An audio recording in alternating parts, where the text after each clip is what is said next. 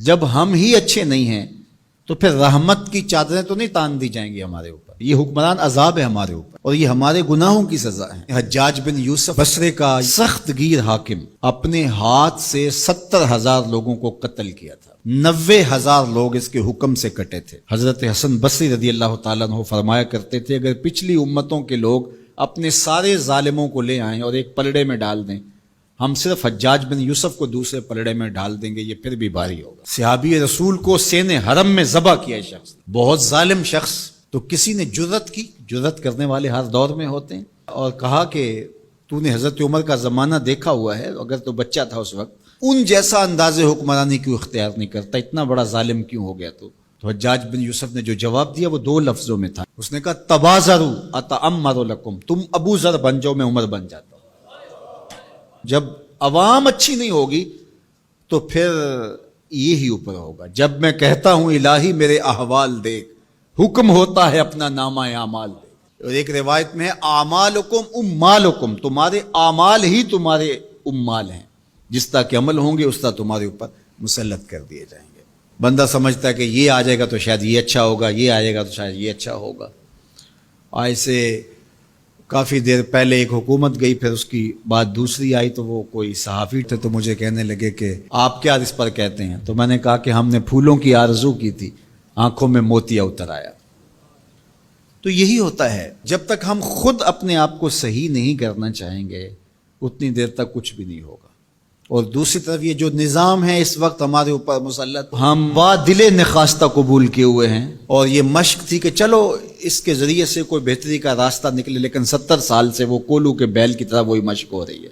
سیاستدانوں کو تو یہ مسئلہ ہے کہ جمہوریت بڑی مقدس ہوتی ہے، ہمیں تو کوئی مسئلہ نہیں ہے کہ ہم اس کے قصیدے پڑھتے پھریں. جمہوریت ہے کیا؟ اقبال نے کہا تھا کہ یہ راز ایک مرد فرنگی نے کیا فاش، ہر چند کے دانا اسے کھولا نہیں کرتے. جمہوریت ایک طرز حکومت ہے جس میں بندوں کو گنا کرتے ہیں، تولا نہیں کرتے. چاہے ایک طرف 100 گدھے ہو جائیں اور دوسری طرف جو ہیں وہ سمجھدار ترین علماء ایک طرف ہوں، تو وہ گدھوں کی بات مانی جائے گی. جمہوریت تو یہی ہے نا. اور ہم صرف ملک کے معاملات کے اندر جمہوریت کی رٹ لگاتے ہیں، باقی معاملات کے اندر ہم نے کبھی جمہوریت نہیں دیکھی. جب بیٹے کا رشتہ کرنے لگتے ہیں تو گھر کے افراد کو بلا کے، رشتہ داروں کو بلا کے ووٹنگ کرواتے ہیں، یا صرف گھر کے 5-4 وہی جو صاحب رائے لوگ ہوتے ہیں وہی بیٹھ کے فیصلہ کرتے ہیں. میں اپنے اس ادارے کے اندر جو فیصلہ کرتا ہوں ووٹنگ تو نہیں کرواتا. آپ اپنی فیکٹری کے اندر جو فیصلے کر رہے ہوتے ہیں تو وہاں ووٹنگ تو نہیں کروا رہے ہوتے لوگوں کو. آپ جو بھی معاملات زندگی کے چلا رہے ہیں، رشتے کرتے ہیں بچوں کے، فیصلے کرتے ہیں، کوئی چیز خریدنی ہے، کوئی چیز بیچنی ہے، اس شعبے کے ماہرین کو بلا کے رائے لیتے ہیں، سمجھدار لوگوں کو بٹھا کر کے. اس وقت آپ کی کچن کیبنٹ بھی ہوتی ہے، سب کچھ ہوتا ہے اس وقت. اور یہ ملک اس قدر بے توقیر ہے کہ یہاں آپ اس شخص کی رائے لے رہے ہو کہ جو بریانی کی پلیٹ کے اوپر بک رہا ہے، اور آپ کہہ رہے ہیں کہ اس ووٹ کو بھی عزت ہونی چاہیے، اس کو بھی وقار ہونا چاہیے. کیا بات ہوئی آپ کی؟ ہماری تقدیر اگر بدل سکتا ہے تو وہ نظام محمد صلی اللہ علیہ وسلم بدل سکتا ہے. نظام خلافت ہماری تقدیر بدل سکتا ہے. ہم مشق کرتے رہیں، جو بھی کرتے رہیں، کچھ نہیں ہونے والا. ماضی میں کتنی حکومتیں آئیں، بدلی، اب ایک حکومت آئی، اب یہ بھی شاید جانے والی ہے، قصہ تمام ہونے والا ہے. پھر اس کے بعد کیا ہوگا؟